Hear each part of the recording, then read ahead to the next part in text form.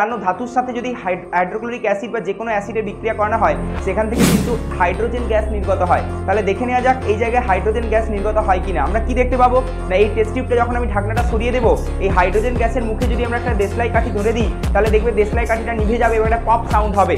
2000 years later ধীরে ধীরে সলিউশনটা দেখো ফুটছে, দেখো বয়েল হচ্ছে, দেখো আস্তে আস্তে দেখো গ্যাসটা উপরের দিকে উঠছে। এই দেখো ধীরে ধীরে ধীরে ধীরে দেখো একটা গ্যাস, বর্ণহীন গ্যাস উপরের দিকে জেনারেট হতে শুরু করছে। দেখো ধীরে ধীরে এই গ্যাসটা দেখো উপরের দিকে উঠছে।